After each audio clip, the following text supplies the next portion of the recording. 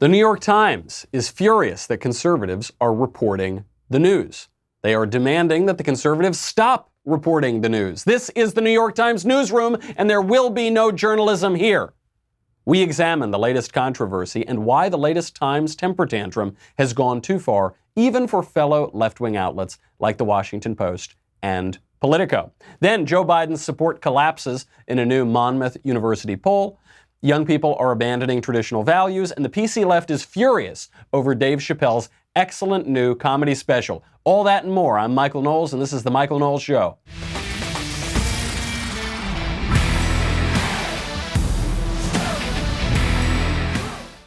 The New York Times has officially come out against journalism. This is perfect. This is just great. It is a temper tantrum going through the entire newsroom of the New York Times. It exposes, for once and for all, the hypocrisy of the mainstream media and of the left, and of specifically the New York Times, which is the iconic newspaper in this country. We already knew they were hypocrites, but they really just throw their cards on the table. No subtlety anymore. We are living in the age of Trump, and he's making them do it. We'll get to that in a second, but first, support for the Michael Knowles Show comes from our friends at Rocket Mortgage by Quicken Loans. I live in Los Angeles. It is not easy to find a home. It's easy enough. You find it, you look, and then it's like $7 zillion, and everyone's already bidding on it, and it's all just a disaster. Fortunately, I know that when I do find the house of my dreams, finding the right mortgage will be easy because Rocket Mortgage makes it easy. I'm a millennial. I never learned anything useful. I didn't learn how to balance a checkbook. I didn't learn any of the very complex aspects of getting a mortgage. Fortunately, their mortgage experts over at Quicken Loans have their number one goal to make the home buying process smoother for you. They have industry-leading online lending technology. Rocket Mortgage is there with award-winning client service and support every step of the way. You know, buying a home is, for most people, the most important financial decision they will ever make in their lives. It's extremely complicated. Don't go it alone. Go in there with the best. Quicken Loans is ranked the highest in customer satisfaction for primary mortgage origination 9 years in a row. They're also ranked highest in mortgage servicing 5 years in a row. When you work with them, you get more than just a loan because Rocket Mortgage is more than just a lender. Get started online at rocketmortgage.com/Knowles, K-N-O-W-L-E-S. Equal housing lender, licensed in all 50 states, NMLSconsumeraccess.org, number 3030. Rocket Mortgage by Quicken Loans. Push button, get mortgage. So the New York Times officially comes out against journalism. They don't do this on page B7 or Z10. They do it right there on the front, A1.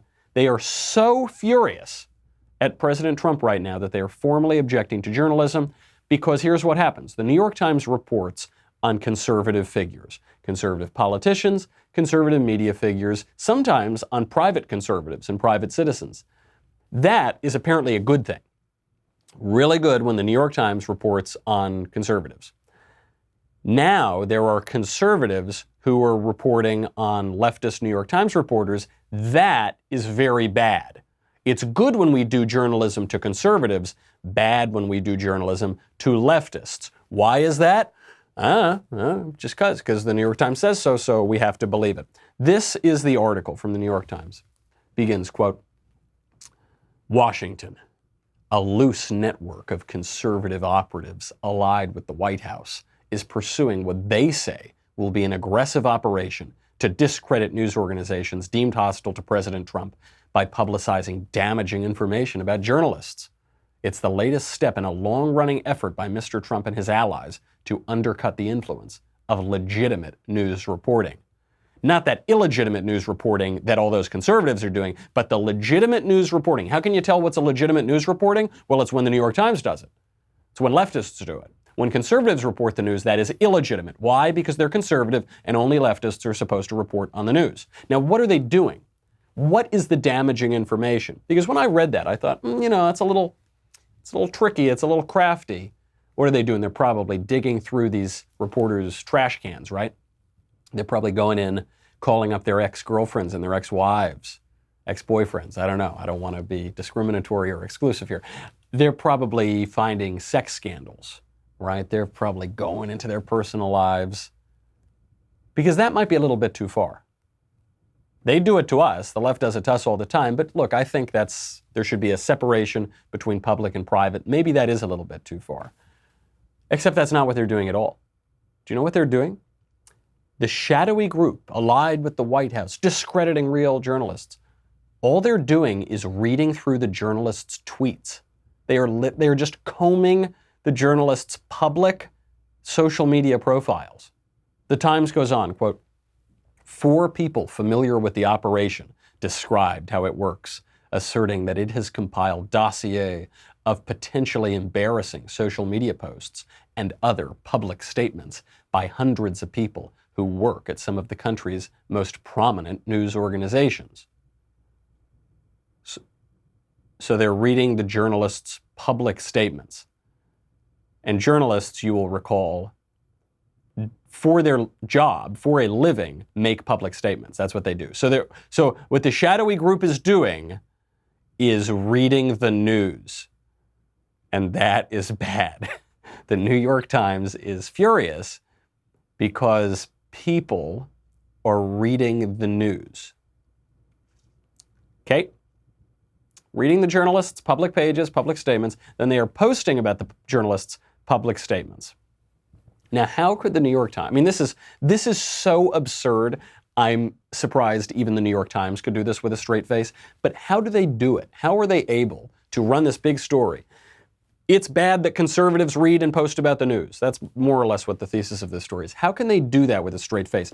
Listen to the language that they use. The Times writes, operatives have closely examined more than a decade's worth of public posts and statements by journalists, the people familiar with the operation said. You see, it's not just people reading the news and posting about it, it's an operation. Ooh. Only a fraction of what the network claims to have uncovered has been made public. So let's stop right there. That isn't true. It's all been made public. These are all public posts. They haven't uncovered, and it's just there. It is uncovered. In order for something to be uncovered, it has to be covered in the first place. But this isn't covered in the first place. This is journalists whose job it is to write things in public for a living, writing things in public, and then these people reading it and reposting it. Only a fraction of what the network claims to have been uncovered has been made public, the people said, with more to be disclosed as the 2020 election heats up. The research is said to extend to members of journalists' families. Okay, now let's stop right there. That's not good. I don't want people's families to get dragged into this. You know, people have private lives, they have private families. I would really be upset if somebody started digging through my wife's stuff. I wouldn't do it to somebody else or someone's kids or something. It's just ugly, it's wrong. The journalists are the fair game. They're public figures. Public figures are totally fair game. But the private, oh, hold on, wait a second. Hold on, we got to finish that sentence, because the sentence in the New York Times, it goes on, it says, the research is said to extend to members of journalists' families who are active in politics, as well as liberal activists and other political opponents of the president. So the work of these shadowy right-wing operatives isn't going into the family's private lives. It's only covering the family members who are politicians, who are public political activists, who are already fair game. By the way, the fact that these journalists' families are active in politics is a scandal in itself. I guess it's like, if it's a commentator or somebody who has an obvious political point of view that they own up to, you know, let's say it's somebody on Sean Hannity or so. Let's say if Sean Hannity's wife were a congressman or a governor or something, that wouldn't be a scandal because Hannity has a political point of view. Or if it was Ben, or if it were Tucker, or if it were Drew, or if it were me. If our relatives were in politics, you wouldn't say, oh my gosh, I'm shocked to find out that this person holds a conservative point of view, because we're open about our point of view. But for journalists who are purportedly objective reporters, to then we find out their whole families are in politics, that is a scandal. Reporters are supposed to have objectivity. Reporters are not supposed to be literally sleeping with their subjects. That's not good. I mean, this has been something that we've criticized the left for so long. George Stephanopoulos spends his whole career as a Democrat political operative. He is actually the communications director for the Clinton White House. And then one day, he puts on a different colored tie and he pretends to be an objective reporter on network news. said, what are you talking about? And now he's their main political reporter at ABC. This was the guy who masterminded the Clinton propaganda strategy. And you say, that's just ridiculous. That is a scandal. Now the New York Times is upset that more people are going to be exposed about that. The only people that the shadowy group is going after are the family members who are already public figures in and of themselves. The New York Times whining about this was so outrageous, it was actually too much even for the Washington Post and for Politico, both of which are left-wing outlets. Here's what the Washington Post wrote about it. I mean, really great coverage of it. WaPo writes, quote, "There's an incompatibility in the Times story and the Sulzberger memo. On one hand, there's an attempt to tar the motivations of the loose network of conservative operatives, quote. On the other hand, there's a stubborn admission that they have brought actionable information to public attention. For decades now, representatives of the mainstream media have answered conservative critiques by imploring, judge us by the work we produce, not by the fact that more than 90% of us are liberal democratic. Mainstreamers cannot have it both ways. This is the key. Mainstreamers cannot have it both ways." He goes on, "Cut the idle and unverifiable talk about motivations. If the tweets presented by a loose network of conservative operatives are racist or anti-Semitic or otherwise problematic, take action. If they're nonsensical distractions, ignore them." Spot on. At least this guy in the Washington Post is holding his side, the left-leaning, in some cases hard left, so-called journalists of the New York Times. He's holding them to their own standards. Politico, same thing. Politico has an article out, quote, the headline, "Why Journalists' Old Tweets Are Fair Game for Trump. New York Times editors don't deserve special immunity from scrutiny for bigoted speech." Totally right. But that's what they want. The New York Times wants one set of rules to apply to them and then an entirely different set of rules to apply to the right. That's what they do. And the thin skin at the New York Times is not just on the hard left, it's even on what you would call formerly the center right. Now, in this case, you'd call it the never Trump right. Politico started its piece about the New York Times. They started by quoting Edward R. Murrow, the old journalist with the cigarette. He was portrayed by George Clooney in that movie Good Night and Good Luck. Very left-wing journalist. And the line, though, is, journalists don't have thin skins, they have no skins. Journalists take things very personally. They're very sensitive. And the person exemplifying this over at the New York Times is Bret Stephens, who used to be a right-winger. Now, I don't know, I guess he's center-left, you would call him now. He's kind of a Hillary Clinton guy, very anti-Trump. So Bret Stephens, yesterday there was a story that was going around Twitter that the New York Times newsroom had bedbugs. And, you know, it's in New York. Everyone gets bedbugs at some point in New York. It's a gross island, and it's very compact, and there are bedbugs, and that's just the way it is. So I guess some of these bedbugs got into the New York Times. Some guy makes a joke. He's an associate professor of media at GW. His name is David Karp. And he makes a joke on Twitter. He says, "The bedbugs are a metaphor. The bedbugs are Bret Stephens," who's this sort of centrist or center-left now columnist at the New York Times. And I don't know, the professor could be right-wing or left-wing. I don't know what he is. The left-wingers who read the Times don't like Stephens because they say he's too right-wing, and the right-wingers don't like Stephens now because he's too left-wing. So that's what he tweets at. He makes a joke about how Stephens is the bedbug. The tweet gets 9 likes and 0 retweets. So basically, nobody sees this tweet. Within an hour, Bret Stephens emails this guy directly and CCs the guy's boss on the email. This is what the email says, quote, "I'm often amazed about the things supposedly decent people are prepared to say about other people they've never met. On Twitter, I think you've set a new standard. I would welcome the opportunity for you to come to my home, meet my wife and kids, talk to us for a few minutes, and then call me a bedbug to my face. That would take some genuine courage and intellectual integrity on your part." Dude, take a joke. Good grief. Some guy that no one's ever heard of made a little joke on Twitter about a public figure, and you are, not only can you not take it, not only you're inviting the guy to your house, or I don't know, you're all this passive-aggressive email, but you copy the guy's boss on the email, like you're trying to get the guy fired. Actually, even MSNBC called out Bret Stephens for this outrageous email, this outrageous attempt to get a media professor fired. Did it today. Here's Stephens' answer. I also copied his provost on the note. People are upset about this. I want to be clear.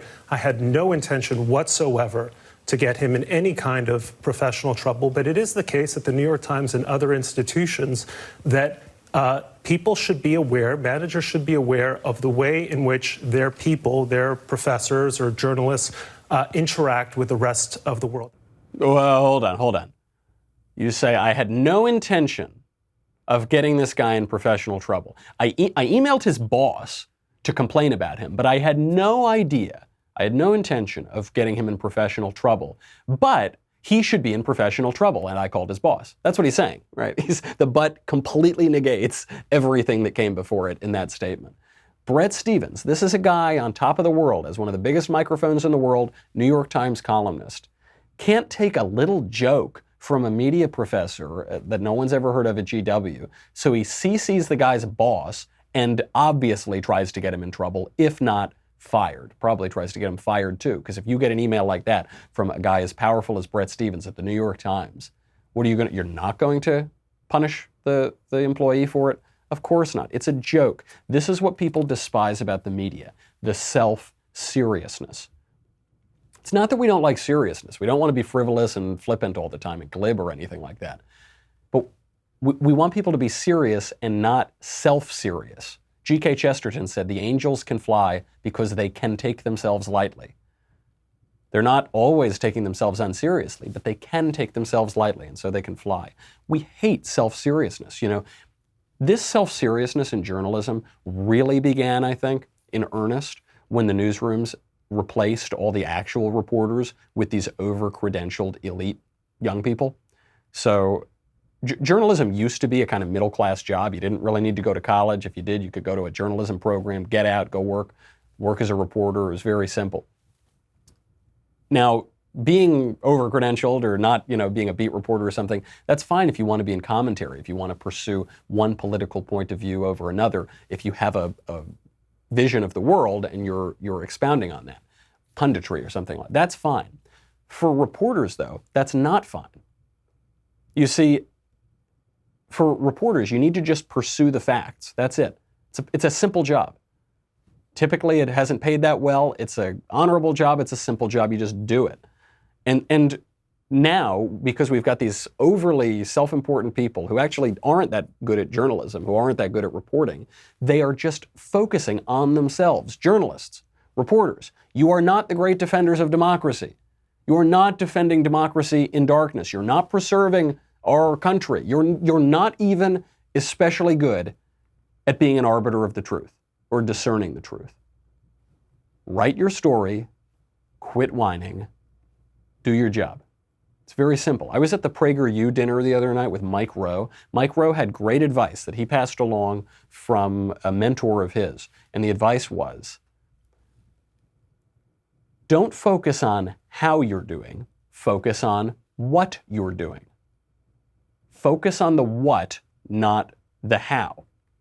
Today, journalists are only worried about the how. How do I look? How do I sound? How am I being perceived? How many times am I being invited on television? How are people on Twitter talking about me? How did that guy tell that joke about that bedbug?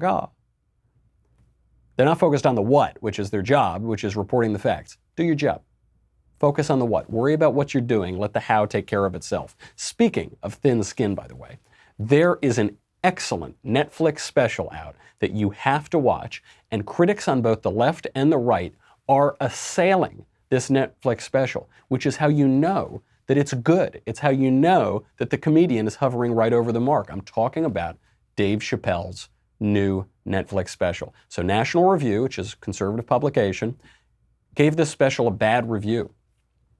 The review of it itself was not very good, but the review talked about how this special, it took on too many taboo subjects. It said too many taboo things. It, no, we can't laugh. We can't. It's not funny. Now, that's just National Review. That's fine. On the left, virtually every publication, all the coverage of it, was saying that this special is awful. It's transphobic, it's sexist, it's victim blaming, it's all the PC terms. All of the PC jargon came out in these reviews. And Chappelle doesn't care. Chappelle is having none of it. He takes on every PC taboo in the special. He takes on the Me Too movement. He takes on what he calls the alphabet people, LGBT, Q, LMNOP, whatever. He takes on cancel culture. Here is just a quick clip from the trailer to give you an idea about how this show is going. I want to see if you can guess who it is I'm doing an impression of. All right, let me get into character. You got to guess who it is, though. Okay, here it goes. Hey, if you do anything wrong in your life, and I find out about it, I'm gonna try to take everything away from you. And I don't care when I find out. Could be today, tomorrow, 15, 20 years from now. If I find out, you're fucking finished. Who's that? That's you. That's what the audience sounds like to me.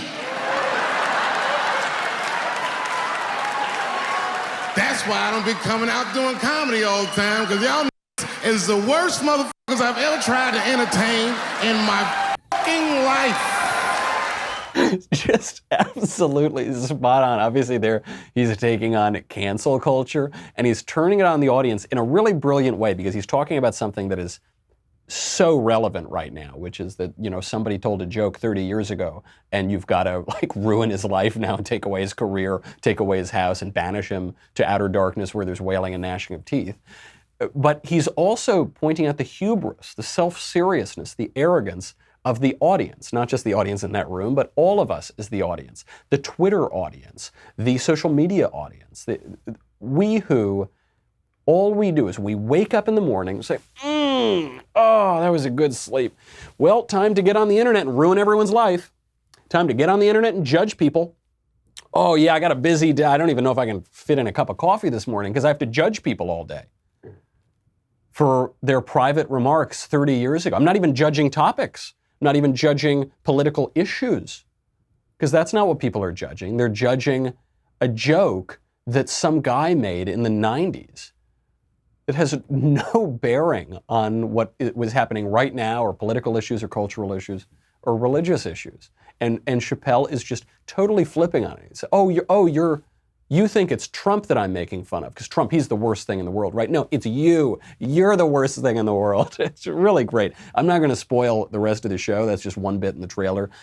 But there is great stuff out there. He does a bit on abortion that is the funniest, most incisive abortion bit I've seen since Louis C.K.'s a few years ago. Louis C.K. is another guy that no one's allowed to mention. He's now been unpersoned because he had a bizarre sexual history and proclivity. He comes up in the show. I mean, it's just terrific. Dave Chappelle doesn't care. Dave Chappelle is the honey badger. And the honey badger don't give a damn. The honey badger does not care. Chappelle is not, in my estimation, the greatest living comedian. The greatest living comedian is Norm Macdonald. But Chappelle is up there. Chappelle is pretty close. Dave Chappelle is not the greatest living philosopher. I don't look to him for political commentary or cultural commentary or something. Some comedians do this. George Carlin kind of became a philosopher toward the end of his life and the end of his career. I can't stand that. I can't stand when comedians turn their specials into philosophy. Chappelle doesn't do that. Dave Chappelle isn't a confessional comedian. I hate confessional comedy. It's the worst, where it's just all me, me, me, me. That's not what Dave Chappelle does. Dave Chappelle writes, crafts, and tells jokes that are relevant, that have bearing on the truth, that tell you something about the world, that most importantly make you laugh. Why are his jokes funny? Why at a time when there are so many clunker, terrible Netflix specials? I mean, Amy Schumer's thing a few years ago, it was unwatchable. Not even just conservatives were saying that because we don't like Amy Schumer. The left was saying this too. I mean, it was just not funny at all. The best example of this was Nanette. It was that Netflix special that all of the elite, self-styled elite critics said, oh, it's changed comedy. It's unbelievable. That Nanette comedy special that came out a couple years ago barely had any jokes in it, because the way that she changed comedy, apparently, was to turn comedy into tragedy. She said, I'm not going to tell jokes anymore. I'm not going to make people laugh anymore. This is the new comedy. It's not the new comedy. It's called the old tragedy. They can't tell jokes. The left is not able to do that, particularly because they are constrained by ideology. And Dave Chappelle is not constrained by ideology. He just isn't. It's not like I agree with Dave Chappelle on everything. I don't know. I've never talked to him. I suspect he and I don't agree on every single thing. But the reason why he can tell jokes that make me laugh and I can laugh at the jokes that he tells is because I do my best not to be constrained by ideology, and he certainly is not constrained by ideology. This is a very important political point because ideology is different from philosophy. Ideology is certainly different from sort of great religious traditions. It's great from revealed religious truth. Ideology is the formalized, narrow, abridged, rationalized, 5-bullet point manifesto and doctrine that purports to describe all of reality. This is what Marxism is. This is what communism is. This is what leftism is. It's, here are the 5 bullet points that determine the world, that describe the world. The world is a history of class conflict, and there is a science of history, and at the end of it, we'll have a Marxist utopia. That's it. That's what. So everything that the left sees, or that Marxists would see, is through that lens of class struggle, and that's it. That's all it is. That is an ideology. Conservatives sometimes are tempted toward ideology, particularly, say, libertarians have more of an ideological viewpoint. But traditionally speaking, conservatives have resisted ideology. If you can sum up the whole world in 5 bullet points, then you probably don't know very much about the world.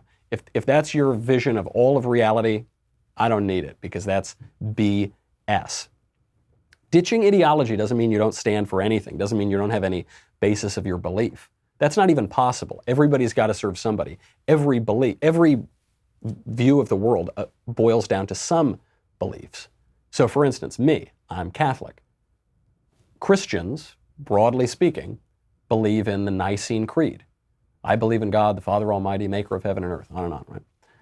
I recite that creed every Sunday, but I actually recite it in Latin, so I don't really understand it, which I guess makes me even less ideological. That is what I believe. I believe that. Credo in unum Deum. Every Christian church, every actual Christian church recites that creed. That is the Christian creed.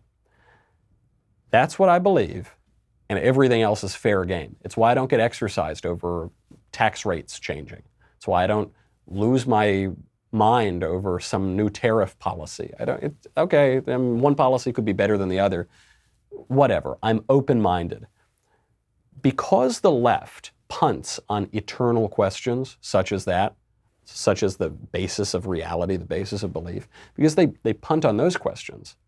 They basically have embraced materialism or secularism or atheism.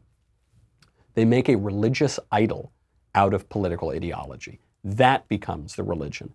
And as a result, they can't laugh. If you make a joke about transgenderism, you say, I'm pretty sure that big, giant, burly guy over there who's got a big beard and like face tattoos and more muscles than I've ever seen in my life, I'm pretty sure that guy is not a little girl.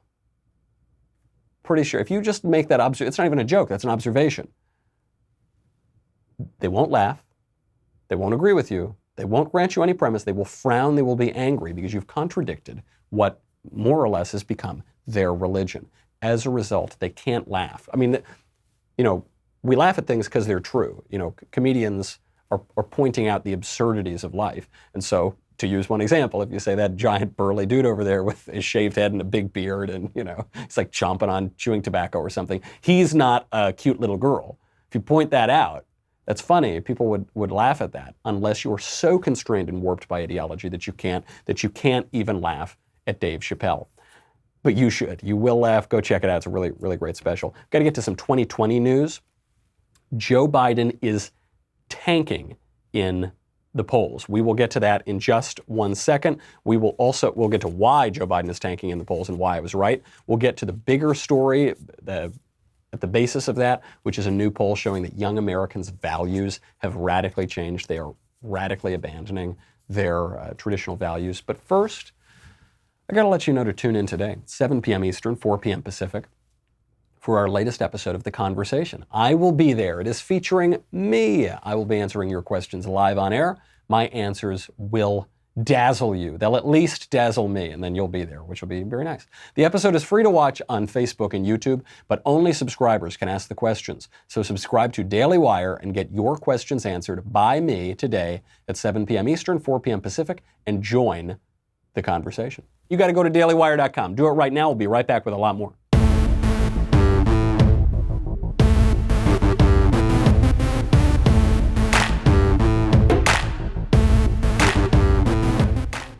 We've got to look at 2020, and poor old Joe, poor old Sleepy Joe, is collapsing in his support.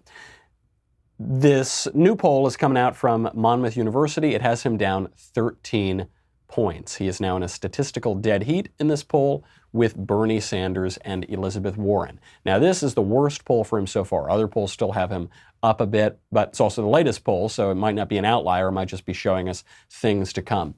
This is not terribly surprising for those of us who said that Joe Biden would pretty much peak at the very beginning and then kind of steadily lose support so long as other candidates were able to show that they had any chance whatsoever of beating Donald Trump.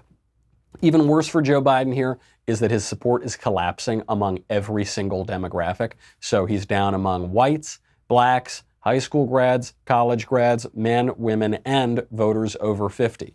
Especially bad for him is losing voters over 50 and black voters, because those two groups are groups that he had a pretty decent hold on among the Democrats. And, you know, if the Democrats, for instance, can't pick up any older voters, you know, any voters over the age of 50, since I think the median gung-ho, rabid Democratic voter is like 11. That's why they want to lower the voting age. But if they can't maintain some support among black voters and voters over 50, they're in serious trouble, and Joe Biden is showing weakness there as well. Why is this happening? 3 reasons. First one is Joe Biden is obviously losing his marbles. This is not even to lob a bomb or to be mean or cruel to Uncle Joe. He's just old, and it's not to say that older people can't be president. Obviously, President Trump is not a spring chicken himself, but Biden seems to be declining mentally and physically. Here's a recent video of Joe Biden struggling to string a sentence together, even one coherent sentence, while talking about healthcare policy. We also have a mechanism to control drug prices. You know, it's not, we're no longer using chemical-based things. All this thing we're dealing with, cancers and other issues relating to the immune system, are bio-oriented. They're very expensive, and we should set up a system, which I propose, which I will if I'm elected president, that allows the folks at the folks at Health and the Health Department in the United States, HHS, to be able to go out and bring together outside experts and make a judgment when there's a patent being sought by a drug company, what that patent, what it's worth, what the range is. What on earth is going on? Now, in that video, he looks like he's struggling to come up with his thoughts. Either that's because of permanent mental decline, or it's because he's really tired. And I'm willing to give him the benefit of the doubt and say he's really tired. Campaign trails are exhausting. I've been on presidential campaigns before. It is unbelievably physically demanding. Any campaign, not just presidential, but congressional races. I mean, you run for dog catcher, it's a tough thing to do.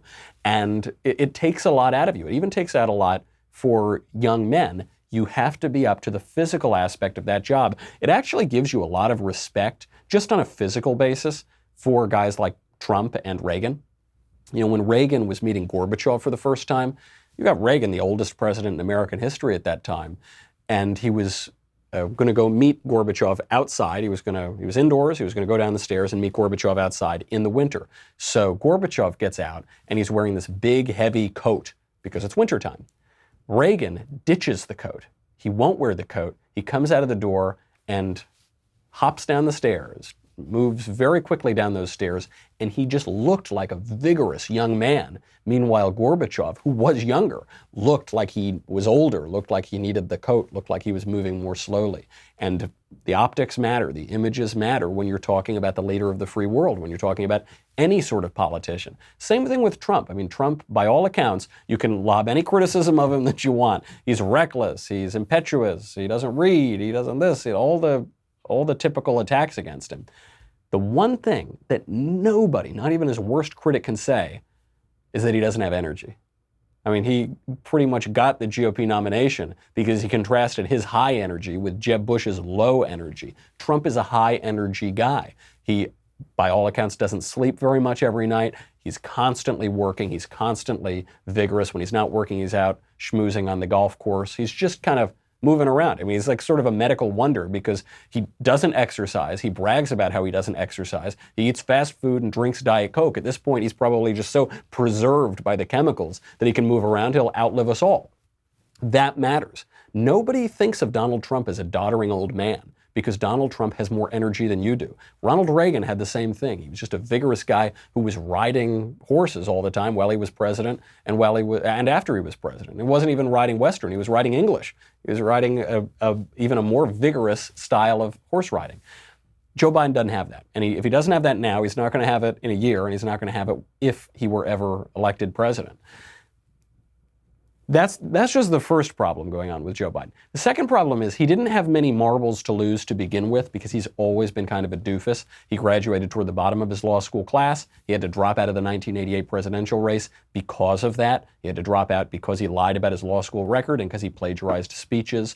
He's always been just kind of a doofus.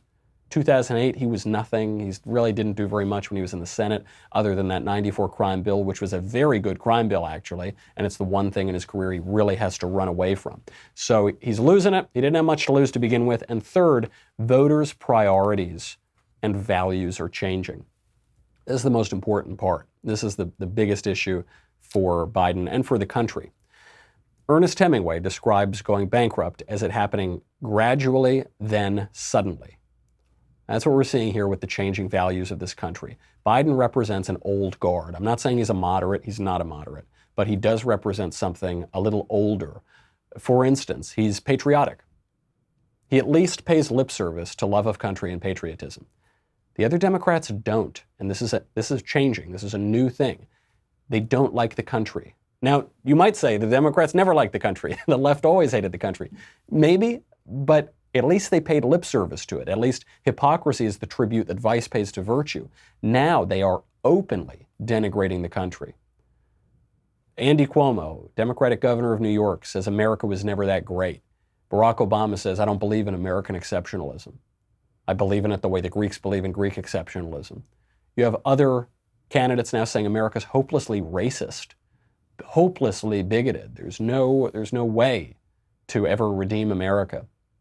You have elected Democratic politicians, presidential candidates, openly denigrating the American flag, supporting people who are protesting the American flag, which is not just a symbol of one institution or one aspect of the country, it's a symbol of the whole country, the entire nation. They're openly hostile to America, and this reflects a broader trend among younger voters. They're just following where their voters are going. In this election, millennials will rise up to possibly match or nearly match baby boomers as eligible voters. Now, that doesn't mean they're going to come out and vote at the same rates as baby boomers. Young Americans don't vote at the same rates as older Americans, so probably the boomers are still going to vote at a higher rate.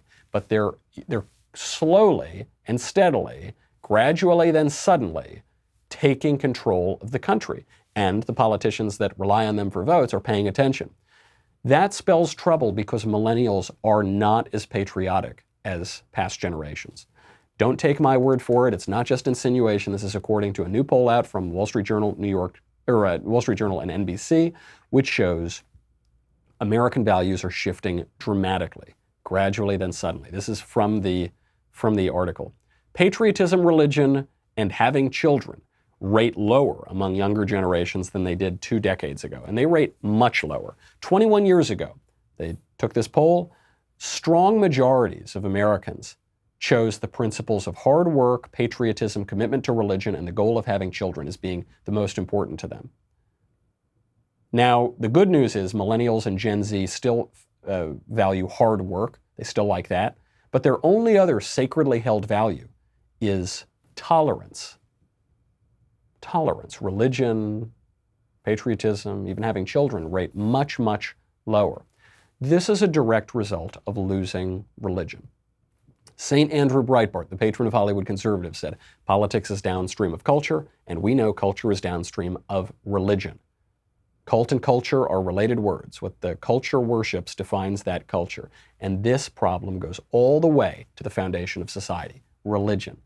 Because when they say tolerance, they don't really mean tolerance. Tolerance is one of the most abused words in the English language today. This started in the 1960s when the father of the New Left, Herbert Marcuse, wrote an essay called Repressive Tolerance, in which he said we can no longer tolerate intolerance, and so tolerance needs to become intolerant. This, when conservatives joke about the so-called tolerant left, which is always attacking conservatives and shutting us down, trying to get us kicked off campus, in some cases physically attacking us, they're obviously not being tolerant. They're being tolerant by this new definition of tolerance. Capital T, it's the value of secular religion.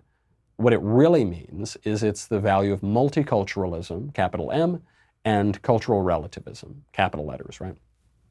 They mean, those ideas mean that nothing is true objectively. Therefore, tolerance and hard work are all that we can value. The thing that's really troubling about this too, because look, we all like hard work, at least we can all agree that hard work is a good value, except in this case it spells trouble because it means that we increasingly only value things that have to do with our will, not with our intellect.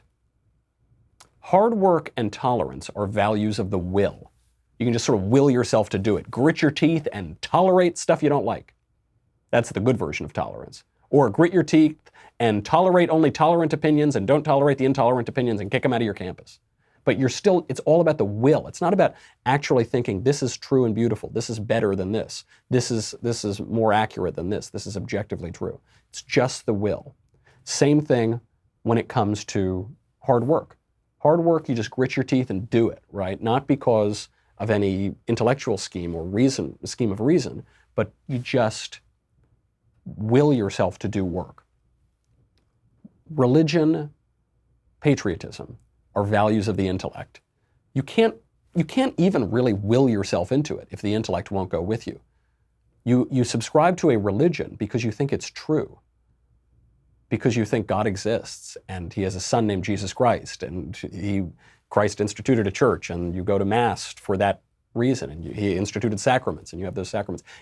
There is an act of will, obviously, but it's part of the intellect that comes along too. Same thing with patriotism. You can't just will yourself into loving your country. You can't will yourself into loving anything, really. You can go through the motions, but there has to be intellectual assent at some point. You have to really love your country. Why do I love my country? Because it's a great country. Why do I love my parents? Because they're great parents. It's the same kind of thing. It's the same sort of filial piety. I will my love, obviously. I enact my love of country, my patriotism, but I intellectually assent to that as well. And we have undercut our own confidence in our faculties of reason. Nothing is true. Nothing can be believed. There's radical skepticism. You do you, I'll do me. I can't ever tell you. I can't impose my views. Nothing. Stop being so judgy. These kind of slogans, these kind of ideas, are undercutting the basis of our politics itself, the basis of self-government, the basis of open debate, the basis of true tolerance. When you lose those things, we're kind of living on the fumes of them. We're living right now on the fumes of religion and patriotism. Once that's gone, we have no reason to participate in our institutions, to have reasonable debate, to have open rhetoric, to have open discourse in this country. When it just becomes about the will, then we will assert our will on others. You see the left doing that increasingly. It's just all about willfulness and what they want. They're going to get what they want because they want it when they want it. And that is an unrecognizable country. When you stop loving your country, don't be surprised when you wake up and the country looks very different than you remember it. That's our show. We got a lot more to get to, but we will just have to do it tomorrow. Tune into our conversation. That's coming up later today. In the meantime, I'm Michael Knowles. This is The Michael Knowles Show. See you then.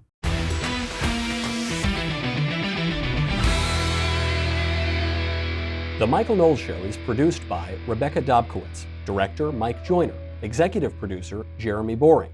Our senior producer is Jonathan Hay, supervising producer Mathis Glover, technical producer Austin Stevens, editor Danny D'Amico. Our audio mixer is Mike Coromina. Hair and makeup by Jesua Olvera. Production assistant Nick Sheehan. The Michael Knowles Show is a Daily Wire production. Copyright Daily Wire 2019. Hey everyone, it's Andrew Klavan, host of The Andrew Klavan Show. You know, people are saying that America has never been so divided, and they can say that all they want, but it's completely and utterly untrue. What is true is that there's never been a time, at least not in my memory, when the elite establishment has been rooting so hard against the country that has given them everything they have. I'll show you what I mean on The Andrew Klavan Show. I'm Andrew Klavan.